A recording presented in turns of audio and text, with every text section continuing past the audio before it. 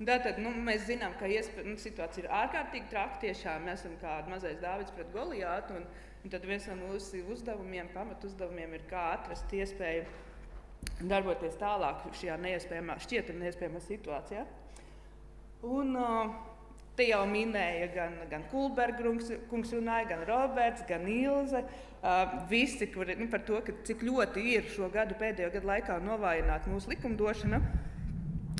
Cik ļoti lobbyiem ir atvērtas durvis visos iespējamos veidos, nāciet un ņemiet mūsu tā vienkāršā valodā runājot. Bet ko tas nozīmē mums? Jo tā likumi ir vājāki, jums pašiem jākļūst stiprākiem. Un kas tad ir tas mūsu spēks, mūsu cilvēki? Un pašvaldības, kurās arī ļoti īsti dzirdam to, ka pašvaldības neko nevar, pašvaldībām ir atņemts aizstāvēties tiesības, kas lielā mērā ir taisnība, ļoti daudz instrumentu tiešām ir nogriezti, bet kaut kas tas mums ir. Es ar to arī padalīšos. Tā. Olaini. Es sākšu ar Olaini. Tātad Zemgala, mana ieprecētā puse, teikšu tā. Olainis uzreiz, ņemot vērā to, ka šeit, paldies pašvaldībām, kas atnākušas meklēt savus instrumentus, un tad es dalīšos ar tiem, ko esam atradusi. Un no pašvaldību viedokļa Olaina šobrīd ir viena no uzsakāmākajām pašvaldībām, kurējā saņemot visu šo ziņu. Protams, tika izsludināta sabiedriskā apspriešana, cilvēki ieradās, sākās jēzga, iesniegumi, protesti, viss kā pienākās, man liekas, kā jebkurā vietā, kur veifermas nāk. Olainas pašvaldība noreaģēja ļoti ātri, atvēra savu teritoriālu plānojumu un ieviesa tajā juridiski saistošu teritoriju, kas saucās TIN, jeb teritorija ar īpašu nozīmi. Viņu gadījumā tas ir ieguva kodu TIN 18 un savu 34 veifernu vietu savā rubeņu purvā pasargāja, pasakot, ka tā vieta viņiem līdz šim nav bijusi nekāds aizsargājama teritorija, bet tā kā viņi ir industriāli, novads pats par sevi ir industriāls, tad viņiem tā ir svarīgi, tur ir ļoti dabīgi veidojas biotops, un nav tā, ka viņi neaizliedz tur vēja turbīnas. Viņi atļauj, bet līdz 20 kW. Mūsdienās 6 megavati ir mazākais, ar ko viņi vispār sāk. Tā kā, tādā veidā padarot neizdevīgu šo biznesu un savā ziņā arī pasargājot. Olaini gan vēl ir jāuzsaka tiešām viņas piemēru jebkuram mācīties. Olainai ir 11 dažādi veidi tini, jeb teritorijas ar īpašu nozīmi, kas ir ne tikai par dabas aizsardzību, bet arī tajā skaitā 8 no tiem netiešā, ja viena ir par vēja parkiem tieši, tad 8 netiešā veidā var attiecināt uz vesi ierobežošanu dažādiem nolūkiem. Viņi saka, šeit mums būs ceļš, te mums ļoti nozīmīgs, šeit mēs gribam attīstīt savu pilsētu. Tā kā mēs esam industriāls novads, mēs šeit gribam to un tur gribam šito, un galā viņi ir pārklājuši savu teritoriju ar šiem 11 tiniem, kas vispār vesiem neatstāja nevienu vietu, kur viņiem vispār būtu. Un tas viņus pasargājas. Jāsaka, tajā pat laikā, runājot tieši par Daugavas parku, blakus ir Jelgavas novads, kuriem teritoriāls plānojums ir veikts agrāk, laikā, kad šī problēma vēl nebija aktuāla, viņiem nav šādu teritoriju iezīmēm, kartē iezīmētu, un Jelgavas pusē ir joprojām atvērts jautājums. Tur it kā vēl var, bet attīstītāji, kā saka, mēs pārskatām iespējams, ka šis nav mums vairs tik aktuāli. Tā, šis bija tik gari, tāpēc, ka tas bija svarīgi. Un uz priekšu, jā? Kāpēc man neklikšķinās, draugi? Ko? Bija? Tā es atvainojos, draugi. Valmiera iet tālāk. Valmiera ir arī izmanto tīnu. Man paldies Dievam, kaut kādu likumu, lielais arhitekts augstāk droši vien zina, ko dara. Šobrīd lielākajai daļai Latvijas novadu ir teritorijas plānojums jāpārplāno, jāliek uz priekšu, kas būs, un zinot esošo situāciju, atkal sanāk skriešanās ar laiku, bet kurš būs pirmais attīstītājs uztaisīs savus IVN, dabūs savus atļaujas, vai novads uztaisīs savu teritorijā plānojumu, nostiprinās to sava novada kartē, un kurš būs pirmais, tam arī būs taisnība. Nav īsti korekti, bet tā ir realitāte. Un tad arī ir mazie tādi, iesmaidot ķiķināšanai. Mazie rekordi sišanas jautājumi. Es zinu, ka ir novadi, kas ir iesnieguši jau ministrijā savas teritorijas plānojumus, ka viņi negrib tādā un tādā robežā, bet viņiem viņas met atpakaļ, jo neesot pamatojumi, kāpēc. Un Valmiera ir pirmā šobrīd rekordisti, kas saka, ka viņi savu buferzonu grib 2 kilometrus. Pagaidām viņi ir iesnieguši, un tas ir balstoties arī uz iedzīvotāju protestiem. Bet nezinu vēl, kā viņiem ies cauri. Tas, kas ir skaidrs pašvaldības, es ļoti ceru, ka jūs esat ļoti ciešā sazobē, saziņā, viens ar otru runājat un zināt, kā kuram iet, lai varētu kādus rīkus izmantot savās pašvaldībās. Atsautoties mazliet uz Olēnu, viņa teritorijas plānojums ir apstiprināts, un tie instrumenti, kas tur ir izmantoti, lūdzu skatieties. Tā. Es esmu Tukumā jau, es atvainojos. Jā, tas par Valmieru. Valmiera, ir savējo iesniegusi. Gaidām, kā viņiem tur veiksies. Viņiem tur arī sarežģīta. Par Tukumu. Tukums ir viens no tādiem šajā Vēsts sāgā tiešām vieta, par kuru ir ļoti sarežģīti runāt. Tā ir visiem arī tiem, kas šajā tēmā ir kaut bišķi pieskārušies, saprot, ka visam nesen, Tukums zaudēja tiesas prāvā. Pasakojot tur līdzi, var saprast to, ka Pienavas vests, kas tur tika iecerēts, Tukuma pašvaldība nobalsoja sēdē, ka viņi ir pret to. Galā viņi tika iesūdzēti tiesā, un pēc 2 pakāpju tiesu lēmumu tos atcēla un to Pienavas vests varēja uzcelt. Un tad jautājums, kāpēc tā notika un ko darīt tagad, jo tagad nāk Tume.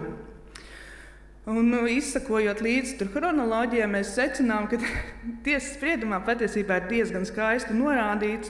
Draugi, jūs nebijāt izdarījuši mājas darbu, nostiprinājuši savas teritorijas un to pielietojumu teritoriālā kartējumā, kas ir šī pati teritoriālais plānojums, ar vienkārši politisku lēmumu nepietiek, tam jābūt nostiprinātam. Tā ir tāda mācība visiem. Un Tukuma novads, kas ir bēdīgi, tādā ilgtermiņā, viņiem ir 3 gadu atpakaļ tas lēmums, ir jau tiek iedots mājas darbs, un viņi neizdara, un nāk Tume. Un tagad ir jāsaceļās, un viņi saprot, ka atkal viss tas vēsture var atkārtoties, bet paldies Dievam ir ļoti aktīva kopiena, kas burtiski seko līdzi, panāk to, ka viņi tiek iesaistīti darba grupās, tiešām piedzen no pašvaldības visus iespējamos, mēģina izstrādāt instrumentus, lai varētu izstrādāt gan teritoriālo plānojumu. Viņi ārkārtīgi īsā laikā vāc parakstus, visu kaut ko tādu. Viņiem tur raibi iet, bet pamazām, kā izskatās, viņi ir savu pašvaldību sadraudzējušies. Un es ceru, ka tur viss būs labi un notiks labi, bet tā lielā mācība ir tāda, kad nostiprinām savus dokumentus juridiski un vienkārši pie galda pateiks, nevienmēr to nozīmē.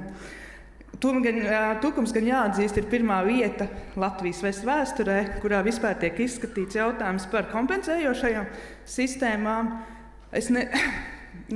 Un tam tieši šim jautājumam rokas pulsu ir turējis bijušais prezidents Levīta kungs. Tas jautājums ik pa laikam pavīd, bet viņš ir diezgan formāls, bet tad Tukums ir vēsturiski slavens arī ar to. Tā, es iesim uz priekšu. Valka. Par Valku arī es mēģināju skatīties publiskajā telpā, kas ir tādi neinteresantākie, bet veidi, kā pašvaldības mēģina pievērst tēmai, problēmai uzmanību. Un šajā gadījumā publiskajā telpā izskanēja Valkas pašvaldības ziņojums, ka viņi izpētot IVN izstrādāto ziņojumu, saprot, ka viņš ir nekvalitīvs, tur ir drausmīgi daudz neatbildētu veselības fakti, par Natūra 2000 nav skaidrs, drošības jautājumi nav apskatīti, un viņi publiski noraida, uztaisot ārkārtīgi brīnišķīgu 10 minūšu video rullu, kur vienkārši izcilā katru IVN sadaļu, pamatojot, kāpēc viņi ir pret to. Viņš šo noraidījumu arī iesniedz ministrijai. Sekosim līdz, kā tas beigsies, jo mēs zinām, ka tas īsti nav juridiski saistoši, jau kā Ilze teica, nav pašvaldības kompetencē, bet Valka ir, man liekas, parādījusi kā pašvaldību brīnišķīgi drosmīgu piemēru, ka ir jāiet skaļi un jāsaka, šitas draugi nestrādā. Un mums kā pārējiem ir jāatbalsta un jāpalīdz lielajā mājā saprast, draugi, šitas galīgi nestrādā. Tā. Man jau te lejā ir arī, es atvainojos. Man neiet uz priekšu. Ko? Es spiežu to uz priekšu. Tā. Jāni, paspied lūdzu man uz priekšu. Pāvilosta. Es nāku ne tikai Zemgalē ieprecējos, dzīvē nāku no Kurzemes. Pāvilosta ir man ļoti tuvu vieta, un Pāvilosta ir ārkārtīgi, gribas teikt, atkal Vestas sāgas vēsturē, ļoti, ļoti svarīga vieta, kurā tā ir manā vismaz lokā, redzes lokā tāda pirmā visskaļākā, kur sabiedrība ļoti ātri sacēlās kājās, ļoti aktīvi sūtīja visādas protestu vēstules, sasauc kopsapulces, tieši kopiena ņēmās, darbojās, kamēr iepriekšējā sasaukuma vadība tā kā nebija ne par, ne pret, viņi ieņēma tādu neitrālu pozīciju, kopiena tiešām sadevās rokās un asiņainiem ceļiem gāja kaujā. Galā Pāvilosta novads, kur saprata, ka nav, tieši šajā gadījumā gribas izcelt cilvēkus, saprata, ka varbūt tās nav tik ļoti ko paļauties uz vadību. Viņi sametās naudu, savu noalgoja ekspertu neatkarīgo, kurš izvērtēja kādu ventumu IVN, un viņi tagad gatavo procesu, lai iet tiesvedības daļu. Labā ziņa, ka par šo laiku ir bijušas vēlēšanas, un skatoties cauri visai tai savai tēmai, ko es skatīju, es saprotu, ka vairākās pašvaldībām, vairākiem novadiem ir ļoti paveicies, jo jaunās novada domas sasaukums ir ļoti cilvēku un vērtību orientēti. Pāvilostai, kā izskatās, ir arī veicies ar šo šajā reizē. Jau viņi rīko sabiedriskās apspriešanu, domā, kā vēl pirms teritoriālā plānojuma, kā nāk kopā, kā jau iepriekš sagatavoties tam, lai tā viņu zeme būtu pasargāta. Tā. Lūdzu. Jāni. Kuldīga. Kuldīga it kā liekas, ka ne uz vienu neatiecās, un tāpat laikā es viņu ļoti vēlējos iekļaut šajā stāstījumā, jo Kuldīga viena no retajām tādām ir pasaules mēroga aizsargājamo vietu sarakstā UNESCO, kas ir tāds pasaules mēroga mantojums, kas ir jāaizsargā, mums uzliks par pienākumu viņu aizsargāt. Un viņi izmantoja šo instrumentu, lai pasargātu savu Kuldīgu. Viņiem nav tā, ka nav ielikuši, ka vairs nevar nekur savos teritorijas plānojumos ir, bet ļoti fragmentētas teritorijas, kur nav izdevīgi, tās noteikti nav lielas, un attiecīgi viņi savu novadu ir pasargājuši.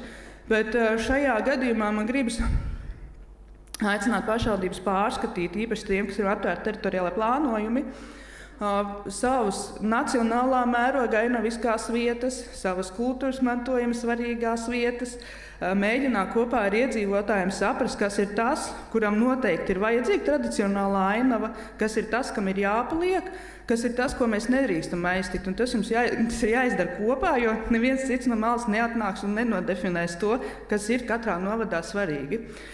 Tā kā es vēsturiskais elements ar šīs tiešām aicinu pārskatīt. Tā. Cēsis un drosme darīt vēl vienu vietu, no kuras es nāku. Cēsis bija drosmei darīt pat pirmā, joprojām ir mājvieta, Cēs novads, un turienes mēs nākam, tur sākās mūsu stāsts.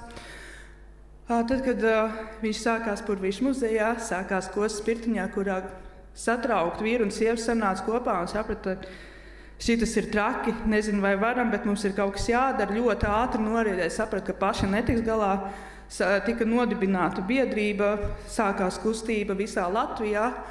Ļoti ātri, es jums teikšu, mēs satikām Ilzi, kas ar mums ir no paša sākuma.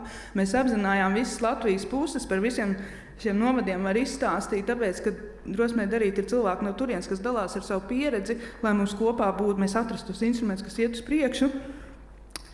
Un savukārt, pašas drosmes darīt attiecībās ar novadu, ja pašvaldība ir ļoti, patiesībā kopiena aizgāja pie pašvaldības un teica, viss ir slikti, būs traki, kaut kas ir jādara. Un pašvaldība uzreiz sadzirdēja aicināja drosmi darīt vēl kopienu, nākt darba grupās, izstrādāt rīcības plānu, ko mēs varam un kā varam darīt. Un tika izstrādāts unikāls instruments, aptauja, kas tika autentificēta tādā ziņā, ka aizpildīt varēja tikai Cēsu novada iedzīvotāji vai cilvēki, kuriem ir īpašums Cēsu novadā un izteikt savu viedokli par VES.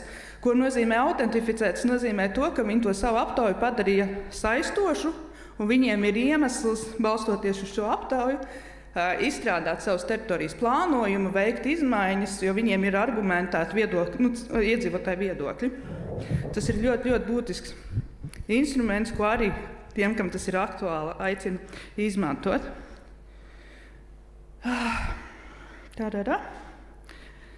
Un to jau es pateicu, kad esam darīt ar valsts mēroga notikums, jau izaudzis, par ko mums ārkārtīgi liels prieks, un tāpat laikā ļoti liela arī atbildība. Jāni, man vajag nākamo slaidiņu, lūdzu.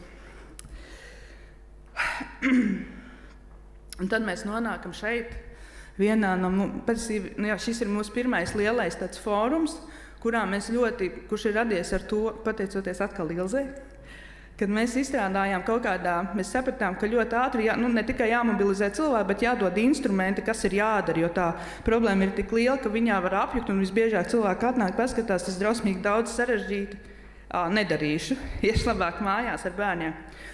Un mēs izstrādājām pirmo IVN ceļvedu, kur tad attiecīgi kā cilvēkiem, kādas ir viņu tiesības, ko viņi drīkst darīt, kas ir jāraksta, kas ir tā, mēs uztaisījām to. Un nākošais, protams, teritoriālais plānojums, bet tad mēs sapratām diezgan ātri, ka to tā vienkārši mehāniski, vadoties pēc likuma pantiem, izdarīt nevar, jo katram novadam ir savs.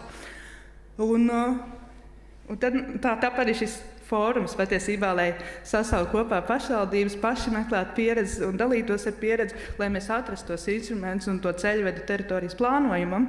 Bet es nevaru nepieminēt tātad manā redzeslokā nonākušās divas fermas, kas ir Riebiņi un Līvāni. Riebiņiem diezgan traki klājās, ļoti ilgi. Tad, kad Riebiņos atnāca situācija, tur patiesībā sakot, ir viena mamma ar bērnu uz rokām tikko dzimuši, kas saka, šitā nedrīkst.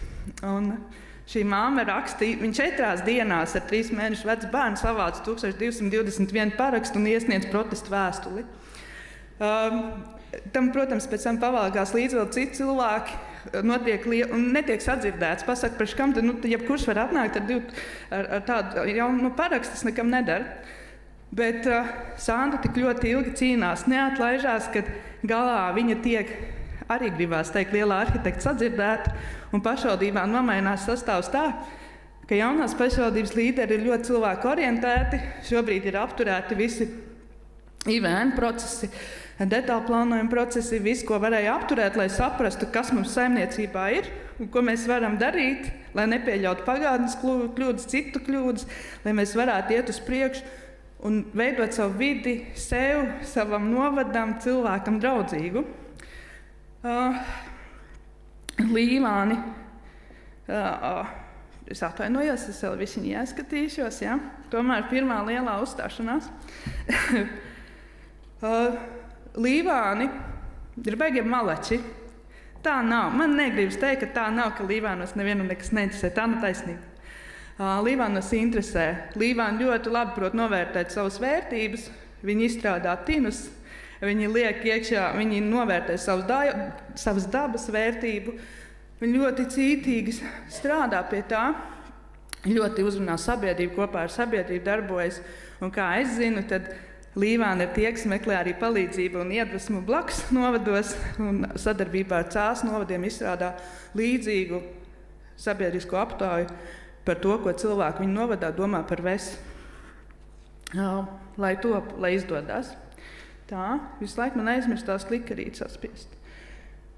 Es esmu šeit vēl, Giem? Jā, un redzi, jau es esmu kopsavilkumā pašvaldībām. Jā, es dzirdu tev. Pašvaldībām. Ko es patiesībā varu visu iepriekš izstāstīt, to es izstāstīju. Patiesībā tas, kas mums visiem kopā jāsaprot, viens nav baigais karā gājējs, bet vienam ceļš vienmēr ir jāsāk, un daudz vieglāk, drošāk ir to darīt, ja atdodās kopā un iet kopā. Pašvaldības aicina jūs dzirdēt, redzēt savus cilvēkus.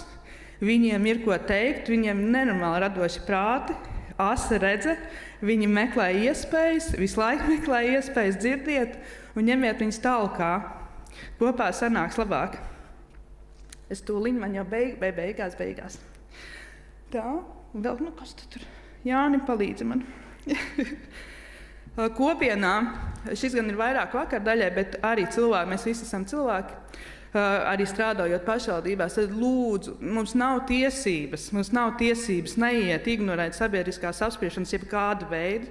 Tie ir brīži, kad pašvaldība sauc, tas ir signāls, draugi, nākam runājam, stāstam, kas mums ir svarīgi.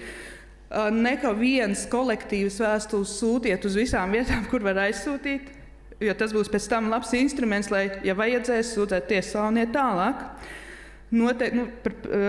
Izmantojiet mūsdienu brīnišķīgos kanālus, kas ir mediju kanāli, kas nav tikai avīze, kas ir TikToks, Instagrams, Facebooks. Runājiet, sauciet skaļi. Mēs dzīvojam, diemžēl, tādā laikmetā, kurā taisnība ir tam, kurš sauc skaļāk bieži vien.